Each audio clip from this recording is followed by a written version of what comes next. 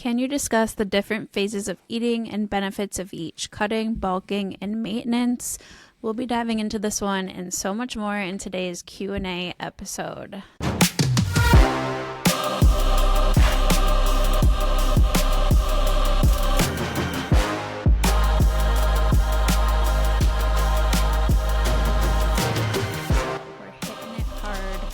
Nutrition from the start today. I feel like we haven't talked about this question in a long time, in a while at least. I think we all come from a history of nutrition where, like, remember where it was everybody was always about the cut and the bulk, and like that was really just how you approached nutrition in general, no matter who you were. I feel like things have definitely shifted a little bit, maybe at least in our bubble of the internet, but this used to be like the only way to go about like losing fat, gaining muscle. You had to be in a cut or a bulk.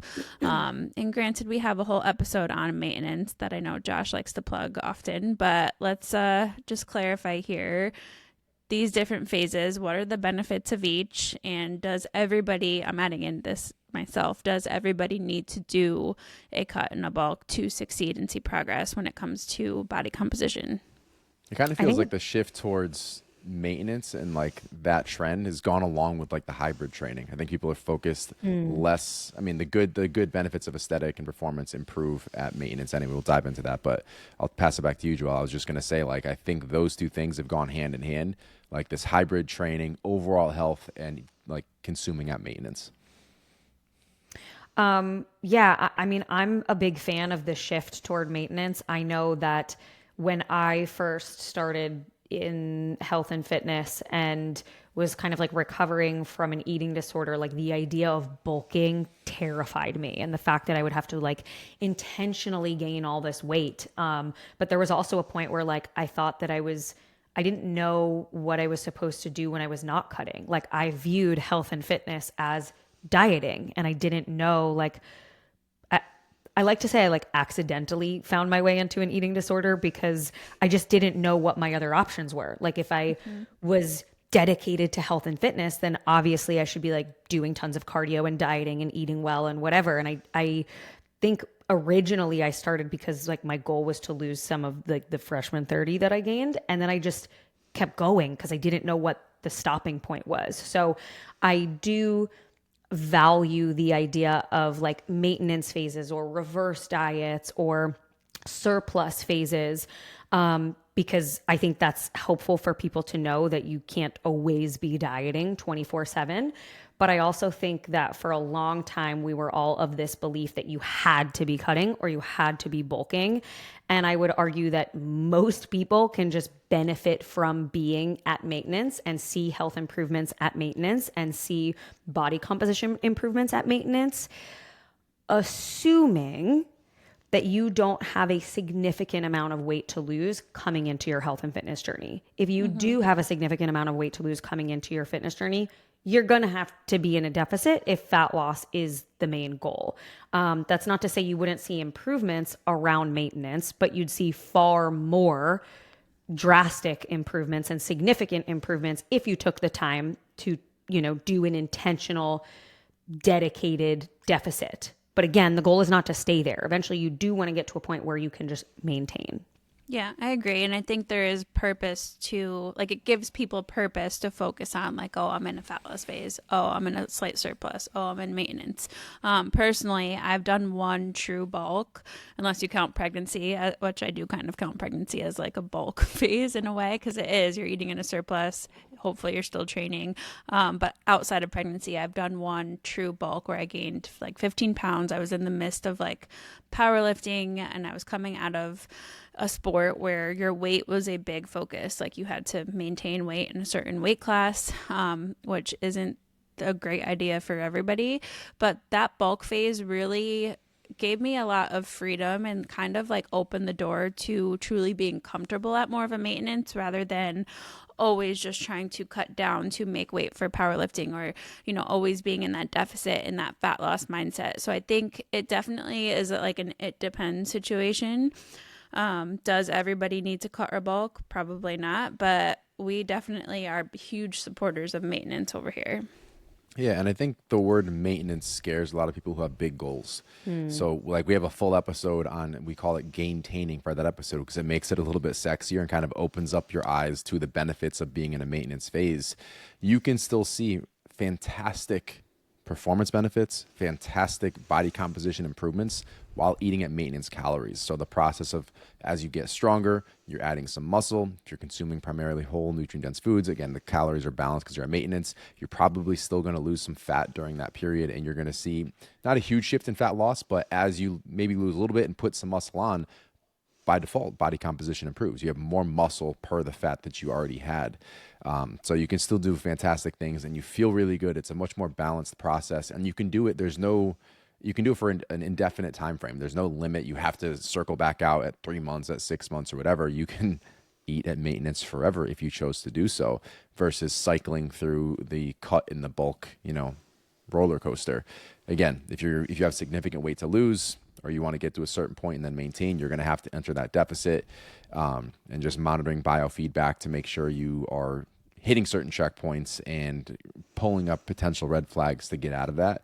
And then as far as going into a bulk, like a true bulk, a lot of times people go way too hard and way too heavy, myself included. Like my goal my entire life was 6'2", 225, and I was going to do whatever it took to get there. And that's how I ended up at Fluffy Josh. And then by the end of that, I had to go through a 50-pound weight loss. Like a lot of people don't realize, I cut 50 pounds. I went from 227 down to 177, a full 50 pounds, because I thought if I got to 225, I'd be okay.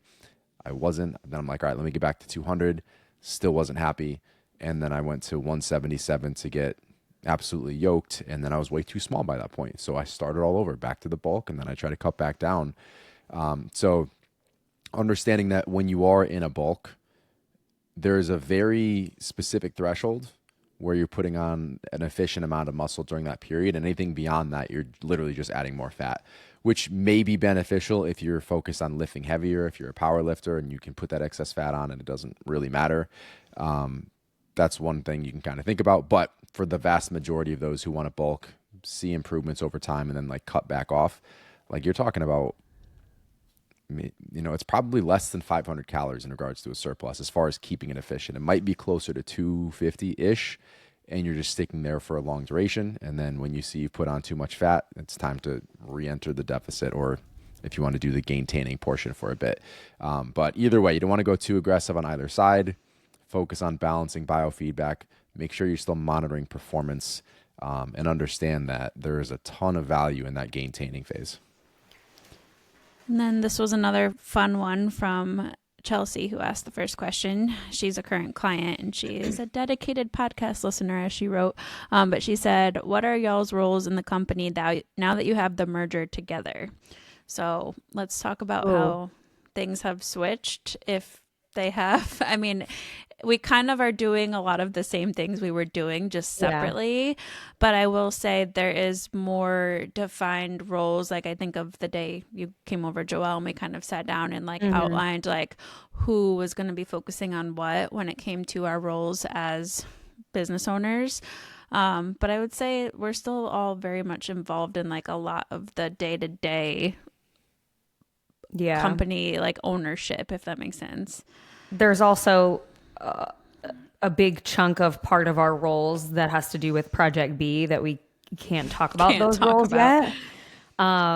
But I would say the broad summary is I would say very much I'm trying to choose my words very careful. Be very I'm trying to careful. choose my words so carefully. Alessandra is still very much queen of social media on all fronts, and kind of marketing strategy. Josh, I would say, is a lot of like business and business admin, like a lot of behind the scenes business things, billing things, marketing things, but like different marketing than what Alessandra's doing. And I'm a lot of like coach client management relationship, like I think that's a client, good like quality control, coach management kind of stuff. Yeah, we are with Project B and with Levolution. But we're both we're all in everything. Yeah, at the same everyone's got time, their but we hands have- in everything. Yeah. So like officialness, Alessandra is essentially our chief social officer. Levolution, Joelle is the chief officer. She's CEO. I'm the right hand man as far as whatever she needs, and daily operations and putting things together on the back end. And then we kind of switch roles for Project B, where I kind of lead the charge there, and she's again anything that we need to do and hunker down and get stuff done. My right hand man on that side, but Alessandra being the glue that keeps everything ebbing and flowing together. But yeah, all of our hands are in everything. We're all in the same meetings. We're all making the same decisions. It's been very cohesive as far as the transition, kind of maintaining what we've done well and just combining resources to do it at a greater scale. I think also this is like just a funny share / misconception. I'm curious if you guys feel the same way. I think there was a part of all of us that was like, excuse me, oh, when we merge, like we'll all be kind of like splitting the load. And so it'll probably feel like less work. And I'm like, it is so much more work.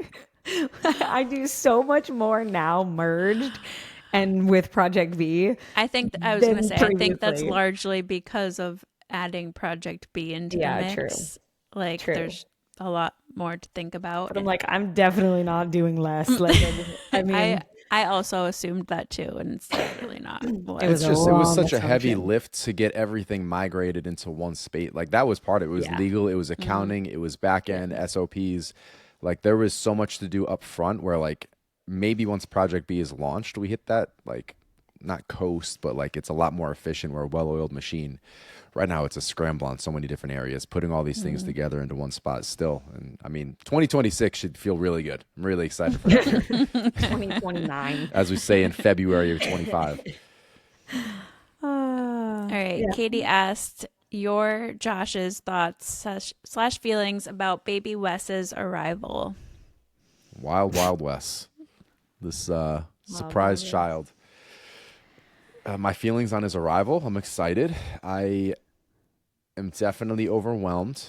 It's going to be a huge change. I'm also just excited for a full house. Like I was more overwhelmed initially, and now I'm at the point where like Kai and Cora are so much fun, and they do such a good job playing with each other, and it's so fun to just see them running around. I'm like, fuck it, we're going to fill every room in this house, and it's going to be a grand old time. We're going to figure out the rest as we go. My biggest thing is just making sure I carve time to keep doing what I'm doing. Like like you just heard, there is no slack to be dropped whatsoever. Like you can't be out on maternity leave and I'm like juggling the kids, and like there's going to be something Gonna look that much different than Cora's when Cora arrived for sure. That age gap. Age gap, but also just like work wise where we are at. Like Josh can't take the whole business and the whole house and the whole meals and Cora. Like it's going to be definitely different, but I'm also excited. Like I think going through it with Cora, like we'll be able to navigate it with a little bit more ease, knock on wood, just because we were just there. So it's like, I don't know, after Kai, like when you wait 5 years to have another baby, it kind of feels overwhelming because it's like, you don't remember. Like it's crazy how much you forget, but like I promise singularly, you will I think it's survive going to 2 be under yeah. 2. Yeah. Well, we got the 5-year-old for babysitting help, but I'm not overwhelmed by the thought of juggling Wes and Cora. Like that's going to be fine. And Kai is very self-sufficient at this point. There will need to be dedicated one-on-one time with Kai. Like, so he's going to feel like a big shift, and he's excited. He wants 5 siblings. He told me today. I said, you stop it. Don't ever say that again. Don't curse that. Do not put that into the ether. So I'm gonna need, and we're gonna need one-on-one dedicated time with Kai. But like as far as juggling the 2 under 2, I'm not worried about that. Only thing I'm worried just about is like else. It's like I can't do all of those things and drop slack with work, and work has to be the thing right now. I think this child will be the child that pushes us to at least a part-time nanny at some point. Like that's just gonna have to be the solution once we get there. I support you. We got to get paid more than once every 4 months to afford the nanny. We got to start paying ourselves. We one will day. see. All right. And then Katie also asked us a real question. Well, not that that wasn't real, but fitness related. She said, has anyone had experience with a client with hypermobility, having issues activating certain muscles during exercises and unable to strengthen them, overcompensation because of the issue? The opposite of Josh. Stretch and cement. I wouldn't say I've directly worked with a client who has struggled with this. I myself am fairly I was going to say, you're hypermobile. pretty hypermobile, aren't you? Yeah, I am pretty hypermobile, but I wouldn't say, unless I'm just completely ignorant to it, I wouldn't say that it's necessarily had like a super negative impact. I would actually urge you to ask that question, Katie, in just like the regular Facebook group, because I think Tom and Robin specifically would have a lot to say about that. I agree. But you're definitely not someone who needs to be adding in stretching or adding in extra mobility work. Like, do not do any extra stuff like that. Really focus on the strength portion of things rather than adding in stretches, or even if it feels good, like you don't need it. Your body doesn't need it. So there's no reason to add it in. That's all I would add. I'm the opposite end of the spectrum, but I'm curious, and again, throw that in the group because Robin and Tom will be great to bounce that off of. But going through my corrective exercise specialization, I almost wonder if it's like similar formatting to like an injury where you want to activate the underactive muscles and kind of inhibit the overactive muscles. So something along the lines of remanipulating the hypermobile areas, unless everything's just hypermobile, and kind of integrating that across the full range of motion. Yeah, I'm curious to see what Tom and Robin say. So I'll repost your question in there for them and tag them. All right, let's see. Is it Kerr? K-I-R? Is that how you would say her name? She put up a pronunciation last week, I think. She Kerr. did? I believe it's Kerr. Okay. Kerr, if we're Correct us if botching we're it, wrong. let me Yeah. know. Please tell us. She listed a bunch of questions, which is great because Josh said he was throwing a Hail Mary. So here we go. I think people are used to me posting last minute on Wednesday, like before this episode. Nobody's looking on Tuesday. So you told me to post it yesterday. I was We're just back in trying to today. get us ahead, but Backfired. No, they're looking for it Wednesday. we got some now. Number one, I was interested in the running group you guys were going to start in Connecticut before your pregnancy. Me too. And then shit hit the fan. I love the idea. I'm interested if that comes to fruition in the future. How do these groups work pace-wise? I'm imagining myself falling behind and watching everyone run in a cohesive group into the distance. Do you all run together? What about slower runners? Do we just do our thing and catch up when we catch up? I like to be prepared before I show up to things. That's a great question. Honestly, I've never been to a run club either. So this was going to be all new territory for me. And this is definitely going to be something that I do once I'm able to. I think that's a great idea, just to get everybody together who is local. But from my understanding, you don't have to be a fast runner to join them. There's going to be people of varying paces, and we'll all just it'll be more of like a fun community building thing rather than we're meeting up to run fast and we're going to go as fast as possible. So the fast runners will likely slow down a little bit, and it's more about just like being with like-minded people. That's how I want to approach it, at least. Number two, favorite dog breed and why? English Bulldog. Why? He's just a... Would you little say human. that's your favorite breed, though, or is that just Cal that you love so much? Yeah, It's Cal that I love so much. It is Cal, but I like the whole personality of it. Like, in theory, I would say Cane Corso, Italian Mastiff. In theory. In reality, Kona's the black sheep of the family. in reality, Cal is my firstborn. He's only trained to sit and stay, and even that he listens like when he feels like it. But he's like a kid, and I just love the personality. He's funny. He's had my back through all things up and down throughout life, and I know other dogs be like that, but there's something special about a No, English bulldogs bulldog. have definitely like a crazy personality, and any bulldog owner will say that. Like they just, I don't know, they're a different breed. Joelle? I'm a big fan of Boston Terriers. Molly. Molly. It is Molly, but it's also like those were my childhood dogs growing up. Like I had Ellie and Zoe. Those were like our two Bostons when we were growing up. They passed away. Now my parents have Lola. We have Molly. Like we've just always loved Boston Terriers. They are great with kids. They're super friendly. They have a great temperament. Um, so we've always just had really like positive experiences with them as like fun, smart, witty, playful, and friendly dogs. Yeah. I feel like that's the common theme. Like what you grew up with tends to be what you get. And like I wanted a shepherd. We grew up with a German shepherd. I plan on getting a shepherd. I don't know why we didn't. It was just where we lived. And then we ended up looking French bulldogs and then English bulldogs. But out of everything we've had and been around, it's Yeah, when Cal. we got Cal, we were in an apartment, so you couldn't really bring a German Shepherd into a one-bedroom apartment complex. Yeah, I agree that in theory, Kona's breed is awesome. She's a good dog. I'm being mean, but they just are so loyal. Like even just sending her outside with Kai, like she sticks by his side the entire time they're in the backyard, and like she's a true protector, but also like a big. She thinks she's this like tiny little, probably Chihuahua sized dog, and tries to sit on your lap at the same time. So If you see her and she's barking at you, you're running the other way at 100 miles an hour, which was the goal. all right, number 3. I've been taking creatine for the first time ever. What are noticeable effects of taking it? I've been taking the Legion gummies for about 2 weeks. Just curious if you start to feel, quote unquote, something from it. I think this is a big misconception when it comes to creatine. Don't you agree? Like, I feel like people think of it as like this thing that will like almost like a pre-workout, like it should give you energy to like go crush your training, but it's not like that. I will say anytime, and I need to, my goal once I am back in the gym post flu disgustingness, is to start taking creatine again. It's been actually a few years for me because I didn't use it while pregnant or breastfeeding. But anytime that I have reintroduced it, I do notice a difference within a few weeks in my strength and my muscle fullness because creatine is drawing water into the muscles.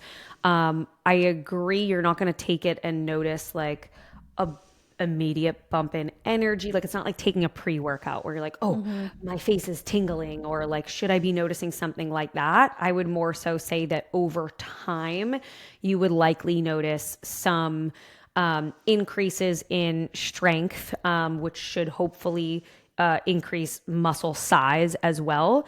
There's some research on improved anaerobic endurance as well. You might notice some differences in better recovery, like reduced muscle damage or like reduced soreness from your exercise.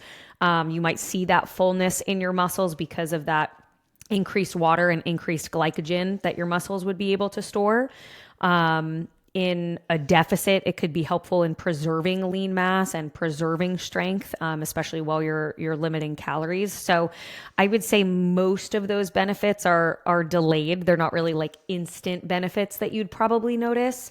But I would say that you likely will notice some increases in like strength performance recovery compared to when you're not taking it. Now, it's definitely going to be way more subtle if Yeah. you're not tracking like progress at all. And you're like, did I bump weights up? Like you'll see it over time, especially after that first month of taking it, getting through that like saturation period. And again, with the fullness, there's actually some interesting new data from research done last year, 2024. And this is something that's always bothered me. And I've always looked for like a specific answer, but there's always been a generic 5 grams per day for everybody. Like that's been the prescription.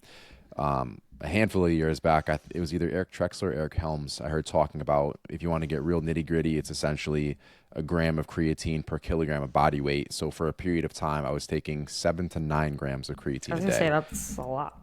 So, well, like back then, I couldn't do it very long because my stomach was a mess, and like taking any creatine at all like just threw me for a loop. So now I'm getting back to a period where I feel decent, but I did feel notice in strength from that bump up. So last year's research, 2024. Is talking about upwards of 10 to 15 grams plus potentially 30 grams daily for significant strength and aesthetic improvement. So muscle mass, fat loss, strength gain. There goes the camera. Got to switch batteries here in a second. So I am now the last week up to 10 grams a day. I'll probably work that to 15 plus and hover there for a little bit and stick with it for like a month and see how I feel and see what performance does, see what muscle fullness does. So I'm excited to report back. Yeah, I would say start with 3 to 5 grams, and you could probably trial and error if you notice any differences with a higher dose. I know there's a lot of new research coming out with creatine around like cognitive benefits, brain health. I don't know if those dosage recommendations are any different, though. I would have to look into that. I'm not sure if that's for that, but I was just going to add to it. That you're making me lose my train of thought. Oh, if it is something that you notice is negatively impacting your GI, you can also split that up throughout the day. Like, you don't have to take all of it at once. So if you notice you do get GI distress from it, one, making sure you drink enough water throughout the day and with it. But two, also just like you could do a few grams in the morning, a few grams in the afternoon, a few grams in the evening. That's another just option, because again, it's not something that's like immediately affecting you. It's keeping those stores full over time. So it's totally okay to split it up. Sorry, I was just saying the brain benefits, those are still at that microdose, 3 to 5 grams per day. It doesn't change when you go to the superdose. Interesting. All right. Her next question says, if you're going out to dinner, what kind of restaurant are you choosing? Sushi, Mexican, etc.? Are there any foods that are just not worth going out to eat for you? Honestly, most foods are not worth going out to eat for me. We've become such like home bodies when it comes to like making dinner and stuff. Like, we've gone out to dinner so many times, I feel like, in the last couple of years, where we just leave and we're like, that wasn't worth it. It wasn't even like, I would have rather eaten at home. But big really, sushi since girl. buying the Traeger has been a big difference. The easy smoker. Everything tastes so good on there. So, Brant and I order in at least once a week, I would say. Like, usually on like a Saturday or something. We don't go out to dinner. That hasn't happened in I don't even know how long. But we do order in probably once a week. And I would say that's usually sushi or Mexican, sometimes Italian. But yeah. All right. I think it's more so like what we don't feel like making. Like, we're not going to make sushi. Yeah, so it's like we don't want to cook dinner, so we'll order something that we're not going to make. Like, I'm not going to order grilled chicken at a restaurant. Probably going to get She also asked, what are some podcasts that you guys listen to and love? I need something to fill in the days between your episodes. Any category. It's a good question. I've been diving back into Joel's like, I don't have time to listen to podcasts. Is that what you're gonna say? Sometimes I listen to just our own episodes like a loser. What a nerd. Did you leave a review? It's funny because it's like, obviously, like, we record, and like there's times where we stop recording and we're like, that was a really good episode, and like sometimes I just listen to those back, because like when you're in it, you're like, you are paying attention, but it's different to listen back. And sometimes I'll listen back and I'm like, that was a good episode, there's a lot of value in that one, that was a great conversation. But so I occasionally listen to ours. I will occasionally, this might surprise you, I will occasionally listen to Call Her Daddy if there is like a guest that if there's a guest that I want to listen to. Yes. Yeah. So sometimes her, and then the other thing that I actually have been listening to more regularly lately is the Good Inside podcast with Dr. Becky Kennedy. She's like that parenting. Oh, it's all the coach, parenting stuff, expert.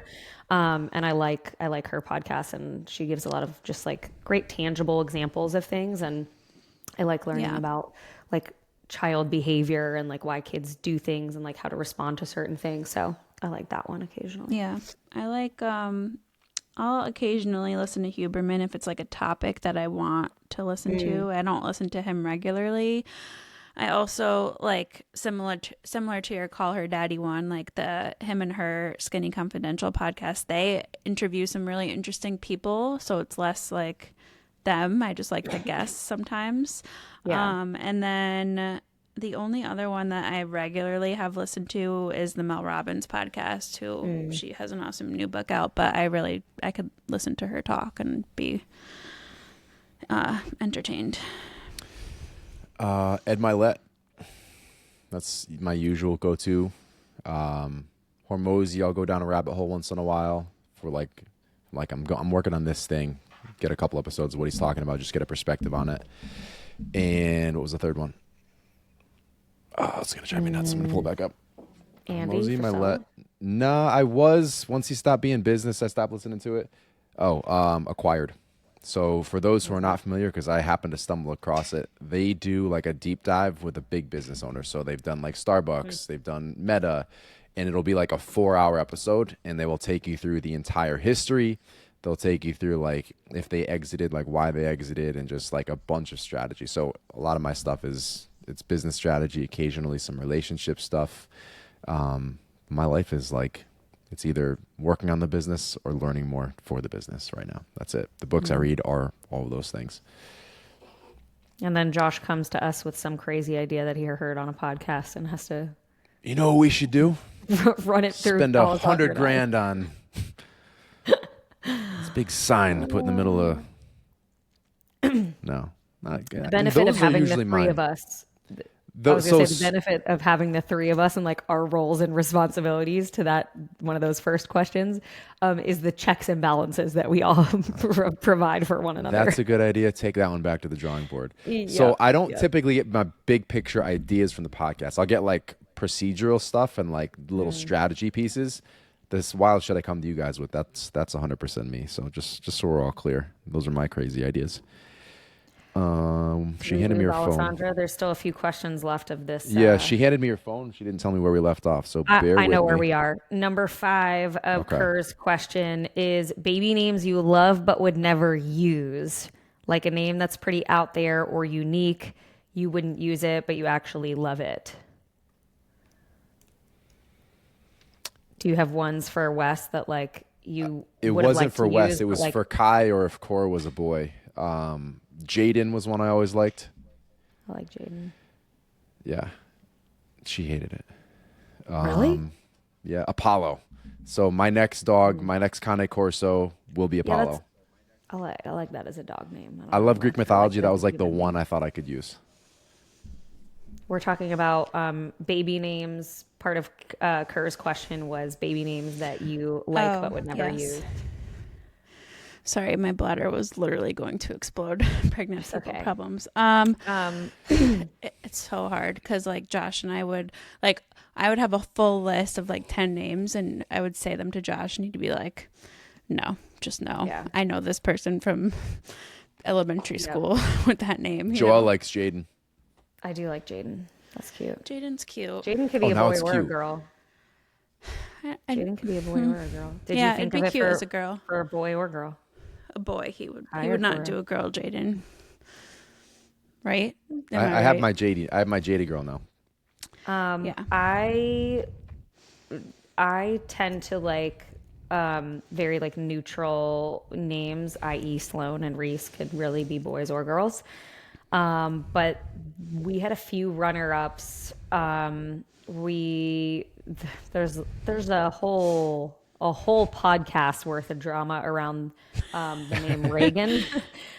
We really, really love Reagan, and I told Brant that if we had a third kid that we could name her, or well, it would probably have to be a girl because I don't think I like Reagan for a boy, but sorry if you have that name.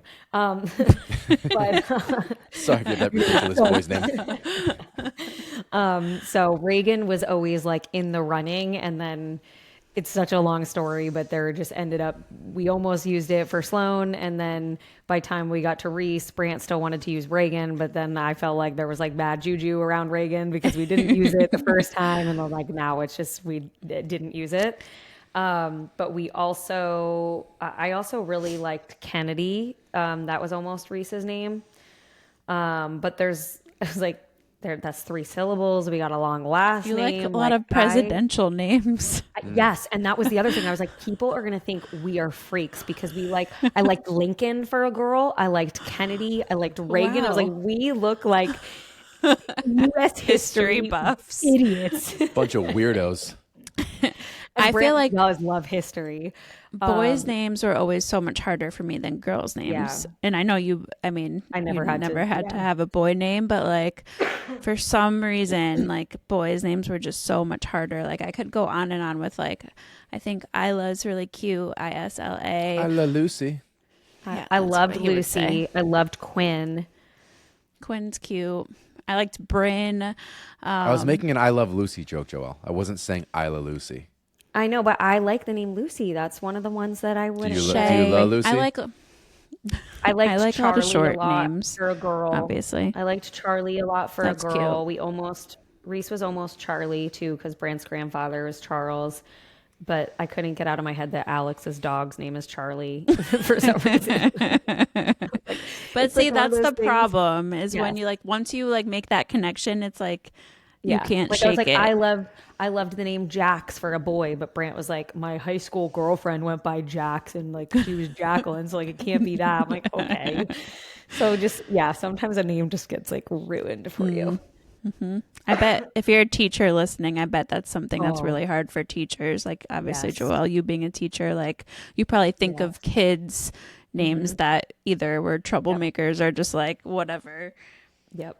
Definitely right. some names that have been barred based on students. Lydia asked us, that was all of Kerr's questions, I believe. Thanks, Kerr, for your 6 awesome Saving the day. questions. Thanks for carrying this entire episode. Brought to you by Kerr. Lydia said, currently going through IVF. I started the MOVE program and recently transitioned to Build. My fertility clinic recommends light activity the week of my transfer. In parentheses, no heavy lifting. Any recommended programs to follow for that week? I want to be gentle on my body during the critical time of embryo transfer and will continue gentle walks and movement, but I'm eager to get back into the Build program once enough time has passed. Honestly, I would just like listen to your body, go for some walks, have a little deload week. Like don't even follow a program. Like listen to your doctors. You're going to be fine not having a programmed work or any programmed workouts for that week. And I know that's standard protocol with an embryo transfer, and you obviously don't want to be in the position where you're like, oh, I wanted to still follow a program and end up being in a situation you don't want to be in. So I would very much, I would not try to follow a program that week. I would walk and move your body in low intensity ways if that feels good for you. And then once hopefully you have a successful transfer, you should be able to resume your regular programming. It'll probably be a nice little mental break too. Like after a week of just chilling out a little bit, you'll be excited to get back into the actual program. And then she said, question for Alessandra, what has been the biggest thing you've learned about yourself during this pregnancy? This pregnancy has challenged my life. It's challenged all of our lives, really. Oh, shut up. Like, no. I would say the biggest thing for me has just been to let go of expectations because obviously this was not planned. I would say at first it definitely was something that I tried to fight as far as like I was kind of angry, if I'm being honest. Like I wasn't expecting it. I was like in a season of life where I wanted to progress fitness wise with marathon training and do some big things and like finally enter the raising babies era instead of growing them. And this kid came out of freaking nowhere. Well, not nowhere. We know where he came from. We know where. Cough, cough, Josh. I fucked up, okay? I fucked up. I remember you guys, this is such a funny side note, but I remember you guys being like, yeah, we don't know how. And then you guys described something to me and I was like, well, I know how. No, I always knew. Josh might have said we don't know how. I knew the exact moment that it happened. You knew. It was Josh is right like next to physically invincible. impossible. No, it was not. It is. This was meant to happen. Within the realm of possibility. Right next to physically Josh impossible. Needs to go back to health Your class. high school health teacher lied to you. You probably skipped that class. That's probably true too. It's meant to be. That's all we can say. It was It's meant to be. happen. And I know once I see his cute little face, it will all make sense. It'll all melt away. Yeah. But I think it's important to talk about that because I feel like not many people talk about that side of things, like not being. The sex? No, not that. Just not being like in the mindset. Like it's just interesting, especially for me, because like we went from trying so hard to get pregnant for so long. And then I finally closed that chapter and it was like, boom, like, Surprise, nope, you're not done. So I think it was just really letting go and just embracing the unknown, embracing the unexpected, and just truly leaning into just taking it one day at a time. Like this pregnancy has truly made me slow down in a lot of ways, despite it being my most physically fit, active pregnancy. I would say mentally, I needed it, I guess, in some ways, and I couldn't see that at first. But being here now at 38 weeks, we're almost done. It was transformative for sure. To get ahead of next week's question, I will not be getting a vasectomy, but I will be starting testosterone replacement therapy to nuke my sperm. Oh, please. I don't want to hear it. Please, you are getting a vasectomy. I will be taking testosterone. I'm not your wife, but something's got to give. Yeah, and I will be getting benefits. Sure as shit I will be getting benefits out of this birth control. I will be getting benefits out of this birth control. Testosterone's going to nuke it. I'll get it checked. Make sure we're at it. I'm going to be getting checked. We're going to make sure it's at a nuked level. Would you trust that? How about this? You use condoms for the rest of your life, or you get a vasectomy. I already said that, and guess what he said? Condoms. That made Brand's decision real quick. Vasectomy, please. You guys, I will continue to work on that side of things. All right. Where are we? Curious your thoughts on the hyped natural alternatives to GLP-1. And when I first read this question to Joelle, she said, "What, diet and exercise?" Because I mean, we didn't really. Already, she's a client of Alex's, by the way. She's a Levolution. Oh, okay. So she's a client. So she's already doing all the right things. I feel like this is just, I mean, I think I've seen this before on, I don't know if it was on TikTok, it must have been on TikTok now that I'm saying this out loud, but there was influencers pushing, I want to say it was oatmeal or some type of like special, like you know how you see like the Amara colostrum everywhere right now everybody's taking. It was like one of those things that it was like this special branded something that they branded oatmeal. I want to say it was oatmeal. I may be wrong. To be like the natural GLP-1. So like instead of going to get injections, you could just eat this oatmeal and it would give you the same results. There's a lot of quackery out there, guys. I think just doing a quick Google search, we looked it up before. It really just like a couple supplements came up as far as like marketing themselves as the natural GLP-1. And I think that's really what it comes down to is it's marketing. It's these companies know that people are going to get excited about hearing the words GLP-1 and natural and buy it. Because the first 6 that came up were psyllium, berberine, yerba mate. Psyllium is fiber. Psyllium is fiber. And berberine can potentially be helpful for blood sugar. What were the other ones? Yerba mate. I don't know what that is. Mm-hmm. Curcumin.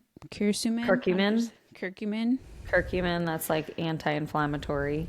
Allegedly. Ginseng, which I know has been around for a while, is like there isn't much research backing it from my understanding. Now, are they focused on appetite suppression? Are they focused on blood sugar control? Like what aspect of a GLP-1 are they aiming for with these supplements? Right. That's what's kind of confusing because you could argue like a GLP would help with appetite, help with food noise, help with blood sugar. That's why we see it used in diabetics. So key takeaways from this article just say these help you to eat more fiber, lean protein, and kind of give you that supplemental boost in the weight loss areas, which we know is not really going to push the needle too far. No, I would say none of these. Look, this is just a conversation, honestly, about supplements as a whole. Like we've talked about this previously of like you can't ashwagandha your way out of stress. You can't, fiber supplement your way out of eating vegetables or whatever it is. Like the big rocks still matter. If we want to lose weight, we need to be in a deficit. There's not any berberine, curcumin, whatever that is going to do the work that a caloric deficit would do.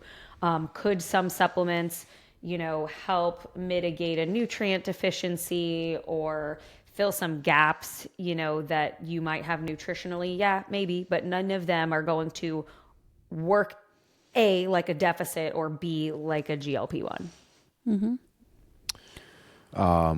I would rather you drink a cup of black coffee with cinnamon. You get your appetite suppression and some blood sugar stabilization. Then take a GLP-1 if that's your first go round. There's your natural swap in, swap out. A couple of little things. Better than metformin based on the data as far as blood sugar regulation. A 10-minute walk post meals. Even better than that, I think it's something like 50 to 80%. Even better than that is 10 body weight squats every hour while you're awake. I have All a pretty friend reasonable, who's a all free. type 1 diabetic, and she runs a whole diabetic coaching company. She's awesome. And she will post about, like, she'll share a lot of her diabetes journey. And when she is high, high blood sugar, to be clear. On the drugs. When her blood sugar is high, she will literally go for a walk, or literally do body weight squats. I've seen her post about that before, and her blood sugar will come down. In anticipation, I know she's talked about that she can sometimes take less insulin if she can like go for a walk or do the squats, because that will help. Obviously, as we know, like exercise and movement and muscle can help shuttle blood sugar out of the blood into cells. And so she has talked a lot about movement being able to obviously not be a substitute for insulin entirely. She does not have if you're type 1 diabetic, your pancreas is not really doing a fabulous job. Exercise can definitely be helpful in lowering blood sugar. So to put it into context, like metformin is a main diabetic drug, but it's also something people take for longevity because of the blood sugar stabilization potential benefits. I do believe there is some research comparing berberine and metformin, and I know I've seen berberine used in marketing as like nature's Ozempic. Again, I don't think it's comparable to a GLP-1 necessarily, but it might be comparable to metformin. Right, and just to kind of throw that out, like when we're talking about, like, that's supposed to be a very effective thing. Metformin is very effective. Walking is more effective, and the body weight squats are even more effective than that. So again, metformin, again, not sure about the cross correlation to GLP-1s, but these things are free, these things are easy, and they don't take much time. But so before Caitlin's we reach for already the magic doing it. pill, She's coaching with us. She's been a client of ours for years. You're doing it, Caitlin. All right. Christina asked us, going through some heavy life stuff and feeling the impact all around and lack of appetite, loss of sleep, therefore not waking up early to get workouts in, etc. I was in a really consistent groove with nutrition and movement, but now just trying to make it through the day seems like a lot. Starting therapy next week too, so I'm hoping that will help the mindset piece. What are your biggest keys to pulling yourself out of these ruts? I'm sorry you're going through some heavy life stuff. That stinks, and it definitely stinks when it's impacting everything else too. Like you probably feel like you're in this never ending cycle of trying to get back to what you were doing before. But that would be my piece of advice, is to not try to just hop back into what you're doing before. Alter maybe what training looks like right now. Alter maybe how you approach nutrition right now. Main priority, getting your appetite back up, just getting food in general. Maybe you were training 4 to 5 times per week before, waking up at the 5 a.m. hour. Maybe now you aim for 2 times per week and just try to get 2 sessions in at some point throughout the week on the weekends. Meet yourself where you're at currently instead of holding yourself to your previous standard when everything was in a much better place. I'm going to do it. I'm going to plug it. I'm going to do it. Getting some cold water. Oh. Getting some cold water. I was like, what is how, he plugging? how you're many about to times? plug coaching. No, I'm not plugging coaching yet. I mean, yeah, for sure. But getting some cold water. Alessandra knows when she's been in some dark days and in that rut. Josh pushes me into the shower. Mid-sob, I'll throw her in the shower and blast her with cold water, and she's good by the afternoon. No, I'm kidding. For anybody listening, my husband does not put his hands on me in that way. I think we have to clarify anytime we joke with Josh. And yet you'll post Josh is abusive. Right. But you'll post that clip of that magic clip where it was like the Riverside form. clip. Oh, what were we talking about? We were talking about cheating. OnlyFans. I'm 9 months pregnant. My husband's cheating. Talks to OnlyFans model. You missed give the whole them context sentence before that. You guys, we use this software that like pulls clips from the podcast for social media. And the way the software pulled that clip was me.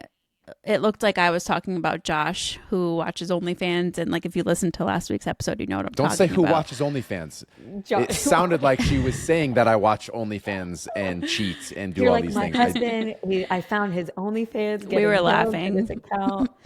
Anyway, I want to point out for Christina, she mentioned she's starting therapy next week. So I love that for you. And I think that's a really good call. And I think that is a very, very awesome strategy for when you're just in the thick of life shit. So props to you and power to you, because I know that that's not necessarily an easy first step, and that even finding a therapist can feel really daunting in and of itself. So I love that you're starting that, and I wanted to commend you for that. And then similar to what Alessandra said about, pulling yourself out of a rut and starting small, my advice would be to pick one thing that is not failable. Like, It almost feels too easy. Pick something, one thing, not 5 different things. Pick one thing, whether it is protein at breakfast or a 5-minute walk. Pick one thing that sounds so easy that you can't possibly fuck it up, and just build confidence and consistency within that one tiny thing that might not feel very tiny. Like, you might be thinking comparatively, this feels so stupid and so minor and so minuscule, but right now in a just hard, heavy season, it can feel like a lot. That one tiny thing from a different phase of life can feel like a really big thing in this phase of life. So I want you to choose something that feels small in this phase of life and just do that one thing for now. Which is essential to habit building in general for those who want to apply that across the board. You create this tiny thing that you can create an unbreakable chain with, and more often than not go above and beyond it. So if it's reading 2 pages per night before bed, you're probably going to read more than 2 pages. But when you feel like shit and you just want to pass out, like, you can sneak 2 pages and be done. So that's a fantastic general habit builder tip. All right, we have 5 more we can power through. Valerie said, hello guys, your thoughts on the new trend, high rocks, or maybe I'm late in the trend, quote unquote, haha. Thanks. I'm not super well versed in exactly what high rocks is. I know it's a combination of a lot of running with strength and like more of that power. Isn't it a more functional CrossFit essentially? It's kind of like CrossFit, but it's way more running than CrossFit, I think, has ever done. It is some sort of like indoor race, I believe, that's like functional exercise combined with running. And you can do it solo. You can do it with a partner, I believe. I think it's great. I think like this kind of reminds me of like the obstacle races, like that. It gives me that vibe a little bit, where it's, people, but also it's yes, like a challenge. And yes. And it is very specific training. Like, you do have to train specifically for it to succeed. Like, I know there's a ski erg portion of it, so like there probably is certain aspects of it that you need to be specific with training, but I think it could be a fun thing for a lot of people. I'm all for making fitness fun. I from what I can also see, it looks like the people who are doing high rocks are already very experienced health and fitness gym goers. Like, I haven't seen a beginner start their fitness journey with high rocks. I've seen people who already have a pretty substantial like fitness base or muscle base. That's who I'm seeing do high rocks right now. So I don't know that it's super It might be friendly. exclusive. Yeah, I don't know that it is beginner friendly, but I don't think it is. Like, you see higher level. It looks like heavy and hard, and yeah. We'll do some more digging into it and give you more of our thoughts. Hey, when's the last time you looked at that monitor? Of our baby? Right there. She's you see still, yeah, she's good. We have a few more. We can get them done. Samantha asked us, can you guys elaborate on the difference between cardio sessions and getting in daily movement? I'm in a phase right now where my daily walks get me feeling like it was a workout instead. When she put a laughing emoji. I know I need to get more cardio and just trying to figure out what that looks like day to day without being too obsessive about both. I think that's a common struggle when like we talk about cardio, and when people say like, I know I need to do more cardio, I just don't know how to like fit it in with getting 8 8,000 steps per day with doing my strength training, and it's going to be different for everybody. Quick tips. What do we got? Well, take your heart rate. Like if you're talking about general walks, take your heart rate during the walk. And if it's elevated enough to that point, you're a lot of hills or whatever the situation is. Like what is enough is going to be the follow-up question. Well, it's cardio is sustained periods of your heart being elevated. So it's like a minimum of 10, 15 minutes getting that up. It's not just like it bumped up into, zone 2 for 45 seconds during this one hill that I had, and then it was back down. So you can combine it. Like if you want to run, and obviously that counts towards your daily movement, but as far as the differentiation, movement is the things you're doing outside of training. So if you're already at 10,000 steps per day between your run, between your workout, like maybe just stand up throughout the day. If you're stuck at a desk and you're still fine, it's like if you train and then you do some cardio, or you're on a bike and you notice you're at 5,000, 6,000 steps, and then you go take the walk, it's movement outside of the prescribed training. She also mentioned that she's in a phase right now where daily walks feel like it was a workout. So it may very well be that your walks right now do get your heart rate up. You might be a little detrained or deconditioned depending on the season of life that you're in. And so if walking is your cardio right now, it is very possible that walking is your cardio right now, is what I was going to say. Yeah, just that's what I was saying. Check your heart rate during the walk and then just confirm it. Cora's just stood up and she's like dancing in her crib. Last few questions, we'll fly through them. RPE question. She follows the build program. Let's say it's 8 reps at 8 RPE. I can get the 8th rep at the heavier weight, but it's not truly an 8 RPE, more like a 9 or sometimes 10. Do I stick with this essentially reps till failure, or bring the weight back down to a true 8 RPE? No, cool. If you could do that 9, 10 RPE and it's a solid rep with good form and good mechanics, then push the weight into the higher RPE. That's fine. I wouldn't take the 10 every set though. Like one set ish. I'm cool with a 9. If you're at more than one set at a 10, most of the time, I'd true failure. Your form probably is breaking down by that last rep or two. Which is anyway. Why I'm saying if mechanics are good.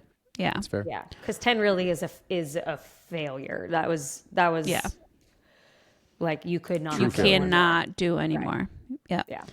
All right. Cecilia said, for milk supply postpartum and athletic training, do you prioritize carbs or fats after protein? Do fats help the milk at first? Would carbs then help with energy and getting back in the gym? Do you suggest one over the other, or just hitting protein and letting the others fall where macro/hunger needs are? What are your thoughts, Joelle? I would say calorically, calories overall are going to be the most important. I would say, did she say early postpartum? She just said postpartum, so I'm not sure if she's early or later, but she's getting back to more intense training, so I would assume not super early. Yeah, so I would say calories overall is going to reign supreme, but as you continue to add back in more exercise, I would say that protein and carbs should be the most high priority. You obviously still want to be getting plenty of fats, but from like an activity, performance, recovery standpoint, carbs and protein are going to be your best friends there. I agree. Last question of the day. Jen said, on my mind, showing up for myself. I easily make excuses or give in to the lazies, but over the last month, I've had an inner monologue telling me, you feel great because you're showing up. You got to keep going even when you don't want to. Discipline over motivation. And don't strive to implement what works for other. Oh, she was just preaching in the comments. There's no question here from Jen. She was just saying, for others, find what works and adhere to that. For you, it's okay to pivot when life does, and to have different goals for different seasons. Just show up. You are worth it. Love it, Jen. Preach Thanks it. for the pep talk, Jen. All right, that concludes today's Q&A episode that I thought was going to be short, but you guys showed up, so thanks. Full hour. Thanks for saving it, guys. For those who are relatively new, a couple different things that we provide if you do need some guidance. If you are brand new, definitely recommend starting with the ebook. You can find the link to that in the show notes here. It's $10. It's about 40 pages, and it walks you through the 5 pillars of the L5 method and teaches you different protocols that you can bump in there that fit your life. And the next level up is guided training. We've got the training app. So different programs that fit different lifestyles at home, bands and body weight, dumbbells, relatively built out home gym, all the way to full gym, 3 through 6 days. They got that option for you as well. And for those who need the premier option, we offer one-on-one health coaching, which is a fully customized training, nutrition, or both plan on top of obviously lifestyle factors, mindset, fully incorporating the L5. So training, nutrition, mindset, movement, habits, those are the 5 pillars of health. The coach essentially shortcuts your time in regards to that trial and error period as far as what's going to work for me, how do I make it more efficient. Your coach is going to know what those most efficient methods and protocols are, and then it's just figuring out match based on things that you explain, what's going on, what you have time for. They will build in specific things that meet all of those standards, and then we focus on the data over time to make sure we fine tune it, and then you're off and running. Our goal is to make you want us forever, but not need us forever. So I think Joelle coined that one or worked on that with the team pre-merger, stealing it. Yeah, that's who we are. That's what we do. We hope you guys got some value from these Q&As. Where can they find you? I'm at Alessandra Skutnik. I'm at Joelle Samantha. I'm at Josh Skutnik. Everything else you need is linked in the show notes. We will see you guys next week unless I pop out a baby before then. Then it will just be Josh and Joelle, maybe.